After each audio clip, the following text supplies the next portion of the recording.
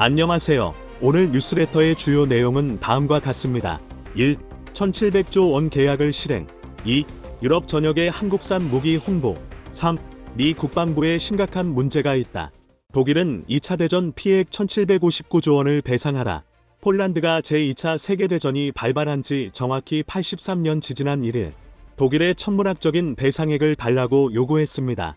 폴란드 집권법과 정의당 대표이자 부총리 야로슬라프 카친스키는 기자회견에서 폴란드 의회 2차 대전 피해배상위원회가 2차 세계대전이 폴란드에 야기한 피해를 감정한 결과 그 규모가 1조 3천억 유로에 달하는 것으로 추산됐다고 말했습니다.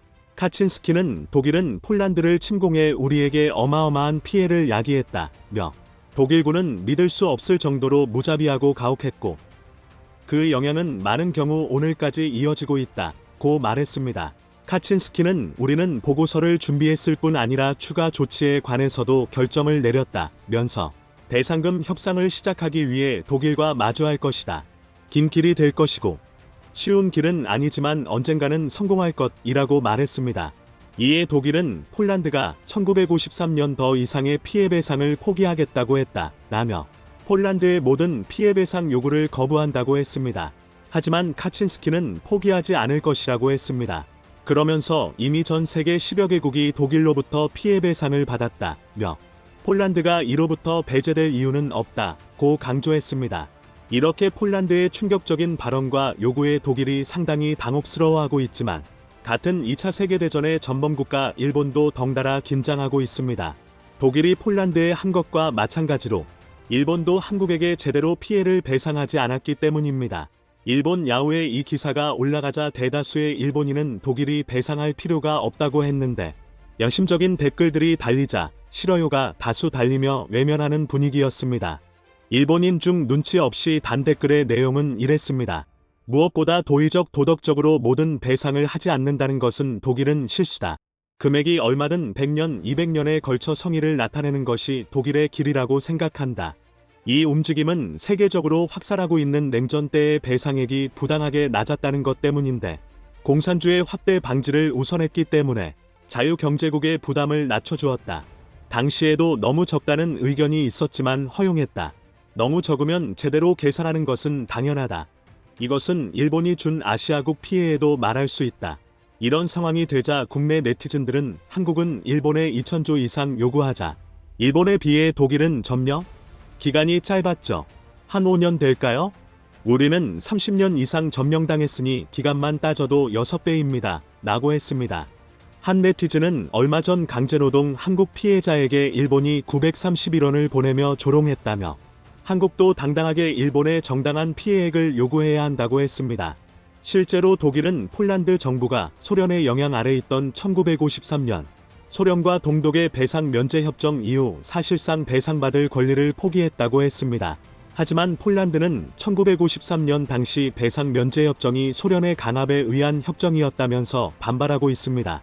한국은 1965년 한일 청구권 협정을 해서 5억 달러를 받으며 국교를 정상화했지만 이것은 일본의 식민 지배 배상을 청구하기 위한 것이 아니라 한일 양국 간 재정적 민사적 채권 채무 관계를 해결하기 위한 것이었습니다. 2012년 우리 대법원은 이 협정으로 인해 개인의 손해배상 청구권은 소멸하지 않았다고 판단했습니다. 아직 일본은 한국에게 정당한 배상을 해야 한다는 것입니다. 또한 아직 북한은 일본과 수교를 하지 않았기 때문에 피해에 대한 배상은 전혀 받지 못하고 있습니다. 이번 폴란드의 피해배상 요구가 유럽에서 공론화되면 앞으로 한국이 일본의 배상액을 요구하는 목소리를 내는데 도움이 될 것으로 보고 있습니다. 그런데 이번 폴란드의 막대한 배상액 요구에 이렇게 반응하는 사람도 있었습니다. 저 돈 받아서 주려고 20조 규모로 K 무기 구매 계약한 거군. 혹시 이거 돈 받아서 우리 무기 사나요? 히읗. 폴란드가 최근 러시아의 위협에 대항한다며 한국 무기들을 대거 도입했는데 이 돈을 받아서 한국 무기를 더욱더 사려고 할 것이라고 추측하며 한 말입니다. 실제로 폴란드가 러시아의 위협에 대응하기 위해 재무장하는데 막대한 재정이 필요하기에 이러한 요구를 하는 것으로도 해석되고 있습니다. 폴란드는 K2 전차, K9 자주포, FA-50 경공격기를 도입하기로 했는데 이제 다연장 로켓 발사기 K239 천무 도입이 급물살을 타고 있다고 보도되었습니다. 폴란드 부하 슈차큰 국방부 장관은 2035년까지 군 현대화를 위해서 최대 150조 원을 쓸 계획이라며 구소련제 무기를 폐기하면서 한국산 무기 구입으로 군을 강화하려 한다라고 말했습니다. 이번 우크라이나 전쟁에서 미국의 다연장 로켓 하이마스가 전세를 역전시키며 러시아를 초토화해 다연장 로켓이 현대전의 게임 체인저가 되었다고 했습니다. 그런데 폴란드가 하이마시는 주문하려면 미국의 생산 능력과 요구사항이 너무 크다면서 다시금 믿을 만한 한국산 다연장 로켓을 선택하려 한다는 것입니다. 천문은 하이마스와 대등한 기동력을 갖췄으면서도 방어력은 더 우수하고 하력은 2배 이상으로 사격 명령을 받으면 16초 이내에 첫 탄 발사가 가능합니다. 또한 유도 로켓을 사용하면 80km 밖 표적을 초정밀 타격할 수 있는데 지금 국내에서는 사거리를 최대 200km까지 늘리기 위한 개발 작업이 한창입니다. 이렇게 되면 현대전에서 가장 강력한 무기가 한국에서 만들어지게 되는 것입니다. 한국이 폴란드에 대거 무기를 수출하자 지금 일본에서는 경각심을 가지며 시기하는 목소리가 나오고 있습니다.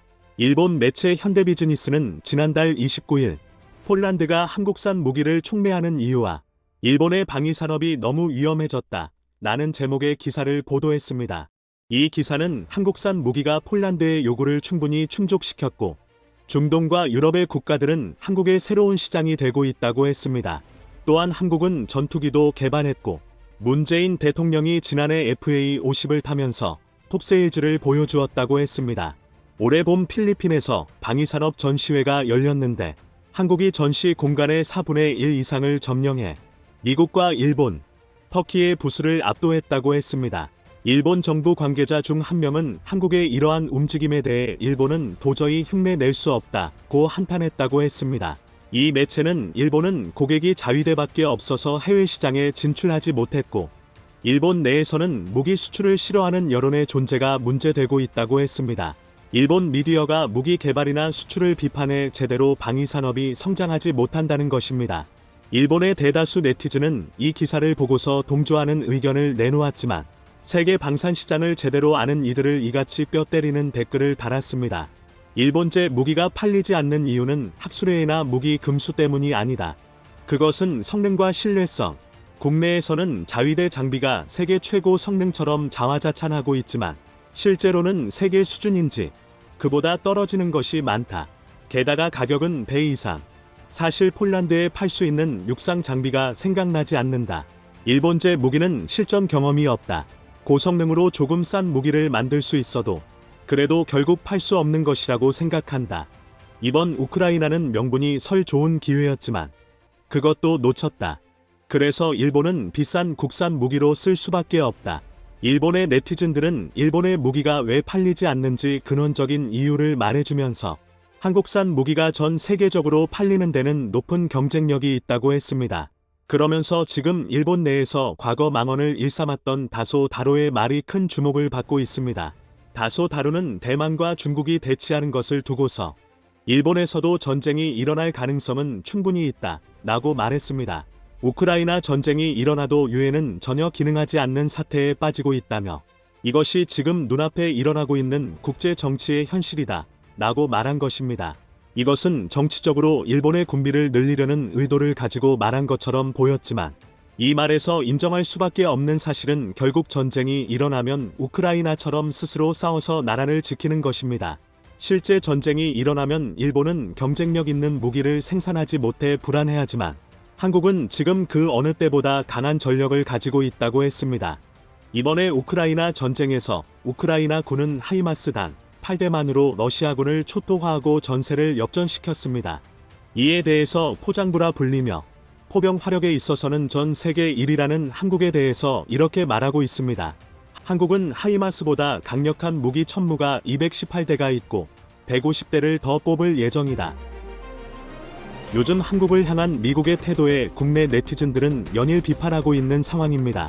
하지만 바이든 정부는 한국의 반응을 아는 것인지 모르는 것인지 인플레이션 감축법을 자축하고 있는 모습이 연출되고 있습니다. 그런데 얼마 전 미국은 생각지도 못한 상황을 맞았는데 이 문제를 해결하기 위해서는 한국이 꼭 필요한 것으로 알려져 전세가 역전되는 것 아니냐는 말이 나왔습니다.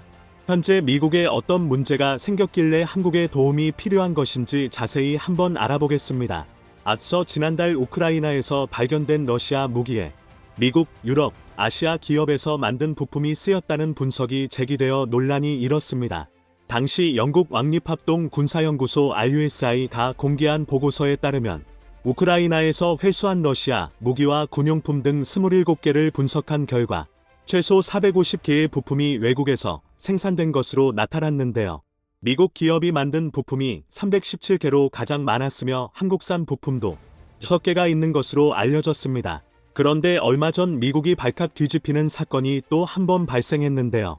미국 국방성이 군수업체 로키드 마틴이 제작한 최신의 스텔스 전투기 F-35에 중국산 합금이 쓰인 것으로 파악돼 이 전투기의 인수를 잠정적으로 중단한다고 밝힌 것입니다. 미 국방성 F-35 합동사업단 JP-01 러셀 고메여서 대변인은 이에 로키드 마틴은 한편 미국 현행법과 국방부 조달규정 DFARS는 중국과 이란, 북한, 러시아 등 국가가 생산한 특수금속이나 합금의 사용을 금지하고 있는 것으로 알려졌습니다. 그런데 문제는 이 부품에 사용된 사마륨 코발트 합금을 대체할 금속을 찾는 것이 생각보다 쉽지 않아 보인다는 것입니다. 현재 장기화하는 우크라이나 사태로 무기 확보가 시급한 상황에서 일어난 일이기에 더욱 심각해 보이는데요.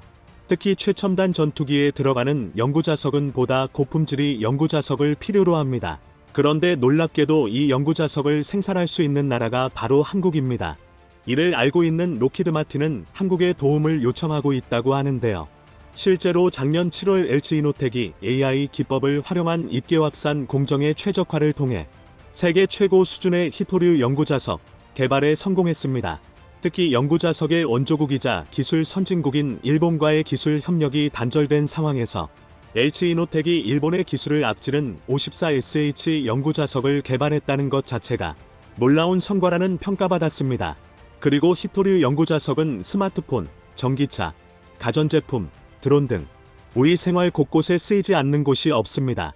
따라서 현재 미국이 한국의 전기차와 반도체에 규제를 걸은 상황이지만 결국 한국의 연구자석 기술 없이는 이를 만들기 힘든 것입니다. 물론 이 모든 것의 원자재인 히토류를 보유하고 있는 나라가 중국입니다. 앞서 지난 2월 중국과 호주의 무역전쟁이 불거졌을 때 사용됐던 카드도 히토류였습니다. 이처럼 히토류와 그로 만든 연구자석에 관한 기술이 중요해지고 있는 가운데 한국재료연구원에서 히토류 저감형 연구자석을 국산화하는 데 성공했습니다. 한국재료연구원은 지난 3월 고가의 히토류인 네오디뮴 ND의 사용량을 약 30% 저감하고도 상용 자석 42m 등급 수준의 성능을 구현할 수 있는 히토류 저감형 연구자석 소재 기술을 개발하는 데 성공했습니다. 현재 격화되는 미 의중 갈등으로 히토류 공급이 언제 중단될지 모르는 상황이기에 부품을 생산할 때 히토류의 사용량이 줄이는 것이 관건인데요. 그 기술을 얼마 전 한국이 해낸 것입니다. 한국의 이번 기술은 해외 언론들에도 찬사를 받았는데요.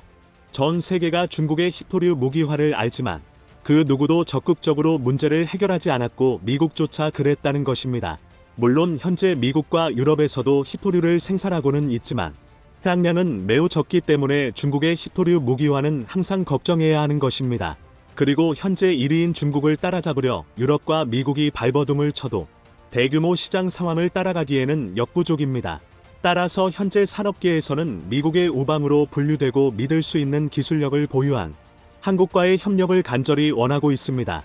그런데 현재 미국은 혈맹이라고 강조하던 한국에 엄청난 실수를 저질렀습니다. 한국의 수출 기반 산업인 전기차와 반도체를 인플레이션 감축법을 통해 자신들이 통제하려고 한 것이죠. 그리고 한국은 세계 최초로 개발한 히토류 저감형 연구자석 기술을 굳이 미국에 공유할 필요성은 없습니다. 왜냐하면 유럽 등 거의 모든 국가가 이 기술을 원하기 때문이죠. 그리고 미국은 F-35의 인도를 하기 위해 이 히토류 연구자석이 필요한 것인데 미국이 한국 방산에 했던 태도를 생각하면 더욱더 기술 제공을 할 이유가 없어집니다. 따라서 한국이 예상치 못하게 미국과의 방산 분야에서 승기를 잡은 상황입니다. 한편 한국의 기술을 미국 산업계는 원하고 있는데 바이든 정부는 이를 인식하지 못하는 듯한데요. 바이든 대통령은 어떻게 보면 동맹국들을 무시한 인플레이션 감축법 시행을 자축하는 것도 모자라 15일 북미 오토쇼에 참석해 미국산 전기차 세일즈에 나섰습니다. 현재 바이든 대통령은 동맹국인 한국, 일본, 유럽연합 EU 등에서 비판이 높아지고 있지만 이에 아랑곳하지 않고 관련 입법 성과를 홍보하는 행보를 지속하는 모습인데요. 이에 현재 백악관의 의원들조차 반발하고 있는 것으로 전해졌습니다. 특히 현대자동차의 대규모 투자를 기대했던 조지아주 주정부는 바이든 정부의 행보에 큰 목소리를 내고 있는데요. 실제로 바이든 정부의 인플레이션 감축법이 현대자동차의 발목을 잡자 조지아주 정부와 현지 정치권이 현대차와 연합전선을 구축했습니다. 이에 앤드루 아이젠하워 조지아주 대변인은 이 발표자 나오자 외신들은 현재 IRA 법 통과로 현대자동차에 조지아주 투자 규모가 축소될 우려가 조지아주 내에서 문제되고 있다고 전했습니다.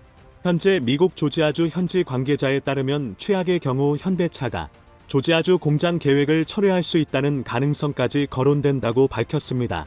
이에 브라이언 캠프 조지아 주지사는 IRA 법 대응 관련 현대차와 협의를 진행 중 현대차가 우려하는 부분에 대해 대부분 공감하고 있다. 버리 카터 공화당 상원의원도 IRA 법 통과에 찬성한 라파엘 원고 민주당 상원의원에 대해 조지아주의 이익을 생각하지 않은 처사, 조지아주에서 이뤄지는 역대 최대 규모의 투자를 위태롭게 만들고 싶지 않다. 현대차를 지원 사격했습니다. 그런데 현재 바이든 정부는 미국 내에서 나오는 반발도 신경 쓰지 않겠다는 모습을 보이고 있는데요.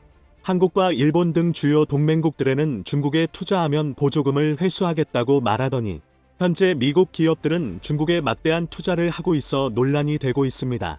현재 미국의 대표 기업인 애플의 매출 20%는 중화권에서 나오며 탈중국을 선언했지만 애플 제품의 85%가 여전히 중국에서 생산되고 있습니다. 테슬라 역시 중국 내 매출이 매년 100%의 성장을 보이고 있습니다. 심지어 스타벅스는 얼마 전 중국 매장을 공격적으로 확대할 것을 예고했는데요. 중국 매장을 2025년 9,000개까지 늘리겠다고 밝혔습니다. 3년 이내에 현재 매장 수의 절반 이상을 새로 출점하겠다는 것인데 이 계획에 따르면 앞으로 3년 동안 9시간마다 중국에 새 매장이 생기는 셈이라고 스타벅스 측은 설명했습니다. 이처럼 현재 미국과 미국 기업들은 중국의 시장 규모에 의존하고 있으면서 한국 등 동맹국들의 중국 투자는 제재를 걸고 있는 것입니다. 상황이 이렇게 되자 일각에서는 혹시 미국이 동맹국들의 중국 시장 투자를 막고 그 공백을 자신들이 차지하려는 것 아니냐는 주장도 나왔습니다. 한편 현재 한국이 히토류 연구자석 기술에서 우위를 차지했으므로 한국은 이를 효율적으로 사용할 필요가 있어 보이는데요. 물론 한국과 미국이 동맹이라는 사실이 깨지지는 않으나 국익을 챙기는 것은 또 다른 것이라는 것을 깨닫는 요즘입니다.